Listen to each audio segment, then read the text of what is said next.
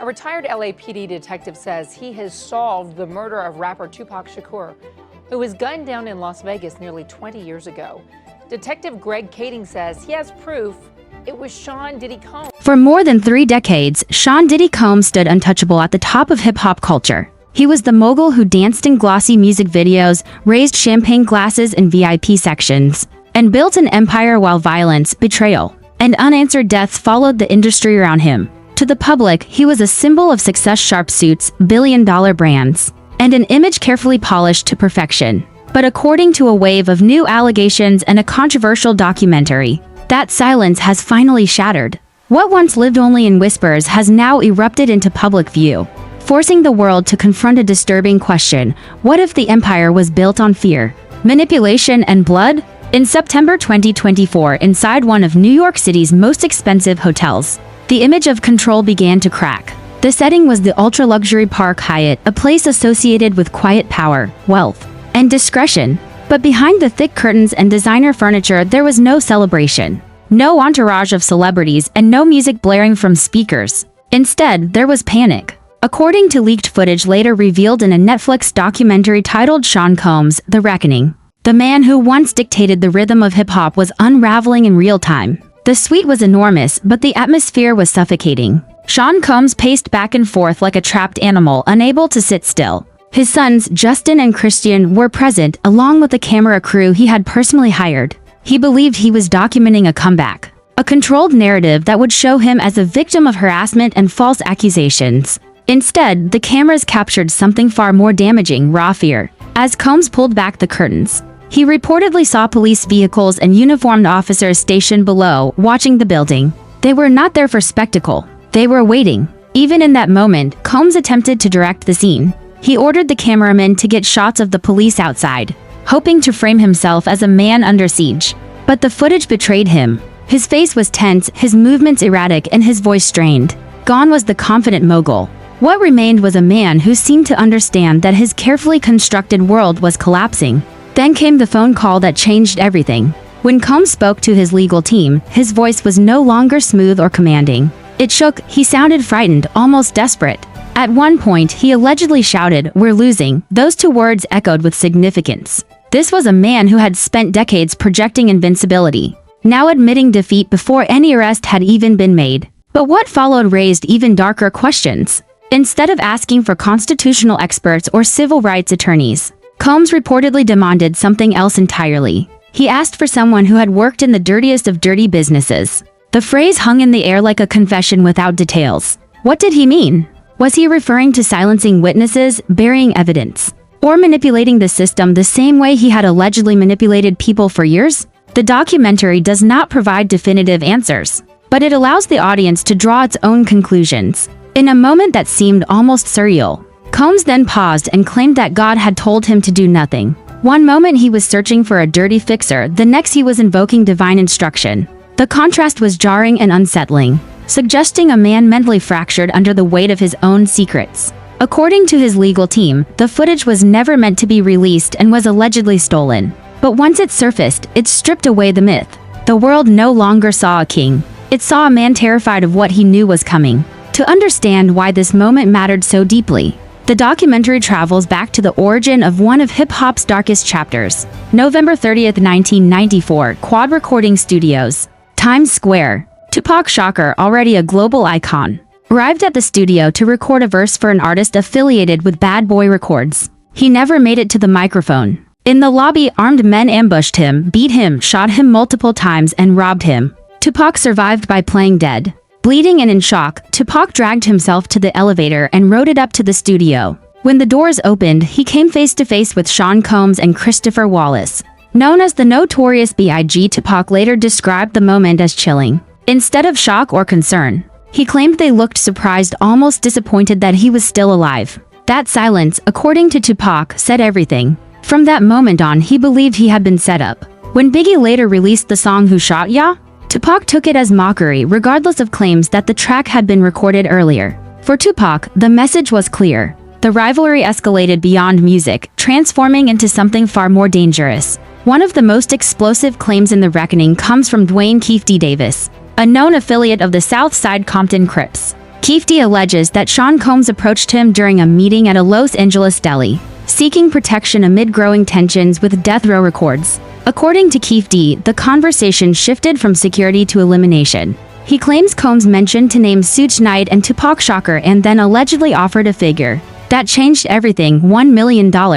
If true, this claim reframes the East Coast-West Coast feud as something far more sinister than lyrical rivalry. It suggests a business transaction, a contract disguised as chaos. Combs has repeatedly denied these allegations, calling them absurd. However, Keefe D has maintained his story, and in 2023, he was arrested and charged in connection with Tupac's murder, adding new gravity to his claims. On September 7, 1996, in Las Vegas, Tupac attended the Mike Tyson fight. Earlier that night, he was involved in a physical altercation with Orlando Anderson, Keefe D's nephew. Hours later, while riding in a BMW with Suge Knight, Tupac was shot multiple times at a red light. He died days later. According to Keefe D, Combs allegedly called him afterward and asked, "Is that us?" If such a call occurred, it would imply foreknowledge and confirmation. No recording of this call exists publicly, and Combs has denied all involvement. 6 months later, the violence continued. In March 1997, the Notorious B.I.G. traveled to Los Angeles despite growing threats. According to multiple witnesses, Biggie was supposed to fly to London but canceled the trip after pressure from Combs, who allegedly wanted to show that Bad Boy Records was not afraid. Biggie was injured, vulnerable, and reluctant, but he trusted his friend. On March 9, 1997, after leaving a party at the Peterson Automotive Museum, Biggie was shot and killed while sitting in a car at a red light. The shooter, described as a man in a blue suit and bow tie, escaped. Once again, no one was convicted. The documentary raises painful questions about security decisions, timing, and who benefited from those choices. Even after Biggie's death, controversy followed. According to Bad Boy co-founder Kirk Burroughs, Combs allegedly classified Biggie's funeral as a recoupable expense, meaning the cost would come out of Biggie's estate rather than Combs' own pocket. Other representatives have denied this, but the accusation reinforced a growing narrative that even death was treated as business. The documentary then shifts to the crimes that ultimately led to Combs' imprisonment. Federal raids in 2024 uncovered disturbing evidence, including over 1,000 bottles of baby oil and lubricant. Prosecutors alleged these were connected to coercive sex parties known as freak-offs, involving drugs, surveillance, and blackmail. Witnesses claimed Combs used power, fear, and substances to control victims. One of the most damning moments was the release of a 2016 hotel surveillance video, showing Combs violently attacking Cassie Ventura. According to allegations, he paid to suppress the footage for years. In 2025, Combs faced trial. The verdict was mixed. He was convicted on prostitution-related charges but acquitted on more serious trafficking counts. Jurors later explained that while they found his behavior abusive, the legal threshold for trafficking had not been met. Many felt justice was incomplete. The fallout has been devastating. Former allies have turned into enemies.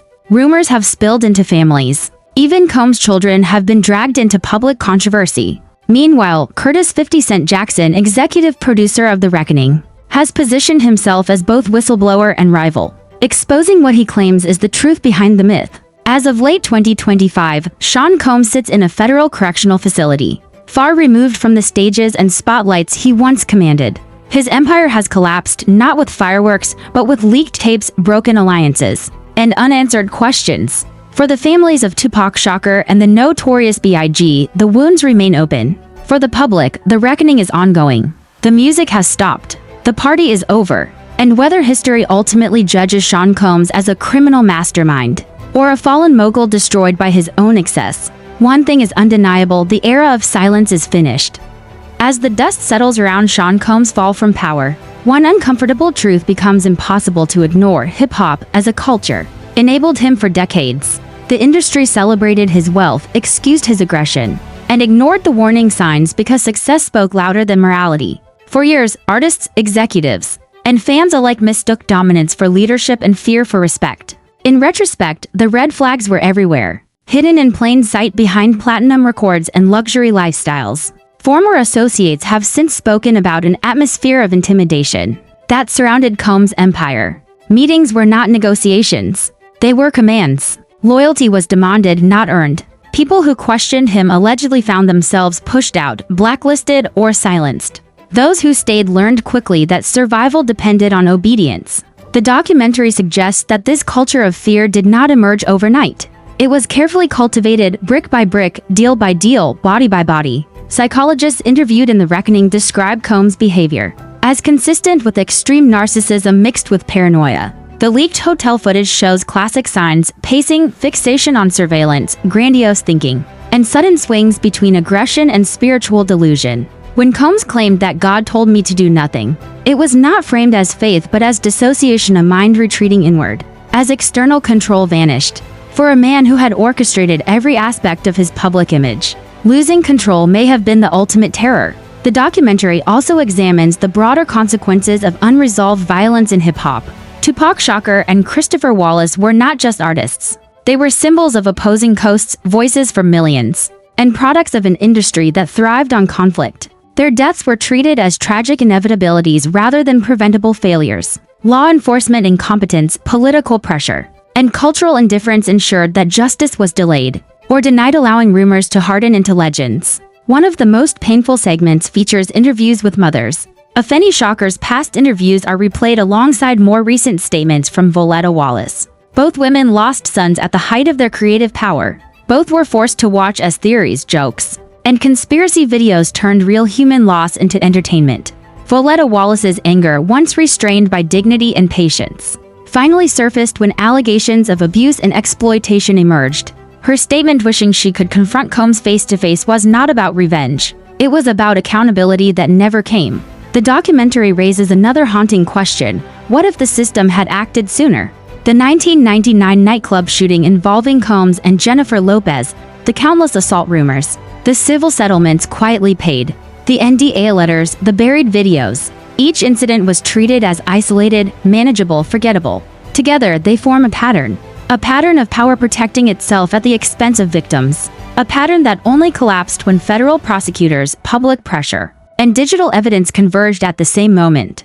The Freakoff allegations mark a turning point in public perception. These were not portrayed as wild celebrity parties but as structured environments of control. According to testimony, attendees did not simply show up, they were selected, coerced, drugged, filmed, and monitored. The existence of recordings transformed pleasure into leverage. Silence became mandatory. Fear replaced consent. In this light, the baby oil bottles ceased to be a joke and became evidence of systematic abuse. Cassie Ventura's story is central to this reckoning. For years, she was dismissed as complicit, opportunistic, or exaggerating. The surveillance footage destroyed that narrative in seconds. No spin, no PR strategy, no legal argument could erase what the camera captured. The image of Combs dragging, kicking, and humiliating her became symbolic of everything the industry had ignored. It forced a reckoning not just with one man, but with a culture that asked victims why they stayed instead of asking why abusers were protected.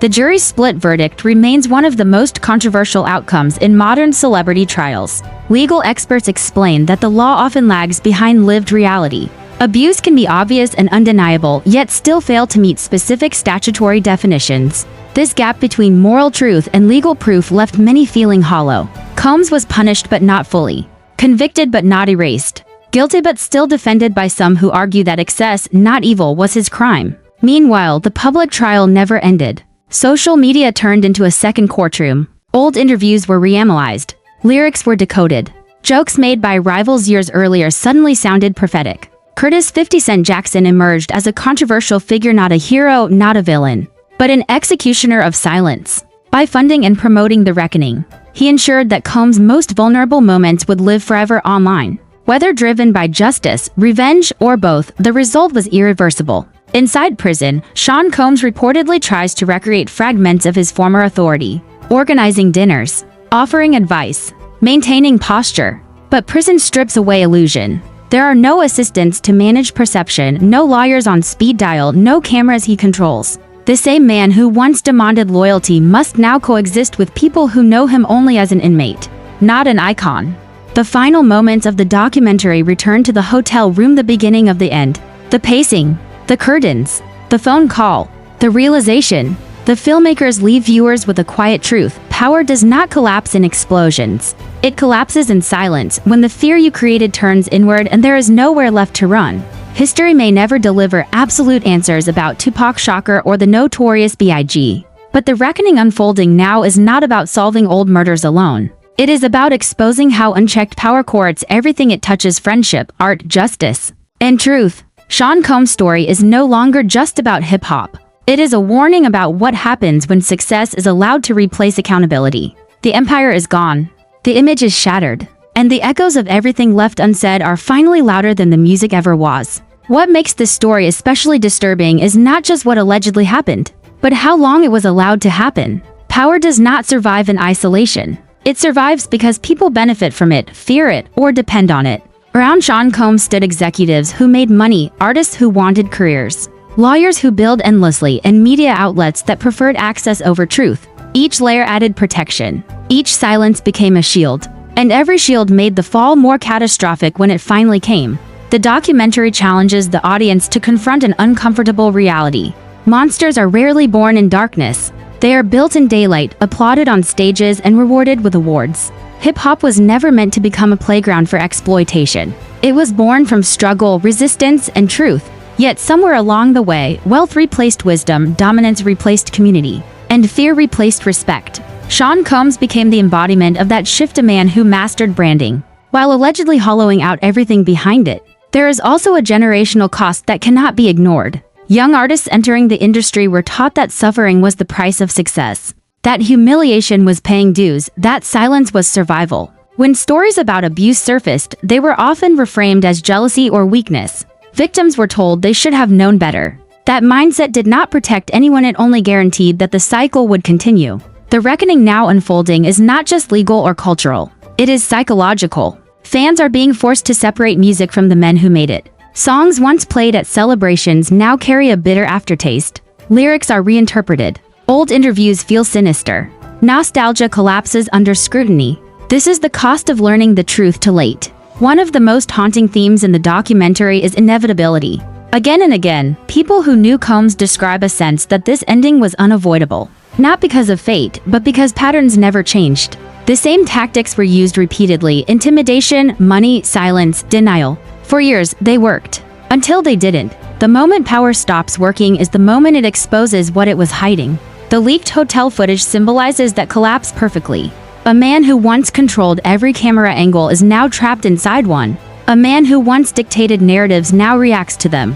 The pacing, the frantic orders, the contradictory statements, it all points to a realization that no amount of influence can outpace evidence forever. That is the true terror captured on tape, not arrest, but exposure. There is no triumphant ending here. No clean resolution. Tupac Shakur and Christopher Wallace are still gone. Families are still grieving. Survivors are still healing. And the industry is still reckoning with its role in creating untouchable figures. Prison time cannot restore what was taken. Documentaries cannot resurrect the dead. But they can force memory to replace myth. The final question the story leaves behind is simple and brutal. If this could happen at the highest level of fame, how many stories at lower levels were never heard? How many careers were destroyed quietly? How many victims never saw justice because their abuser was protected by profit? Sean Combs may spend the rest of his life known not for his success, but for his downfall. Yet the real reckoning belongs to everyone who watched, listened, benefited, or stayed silent.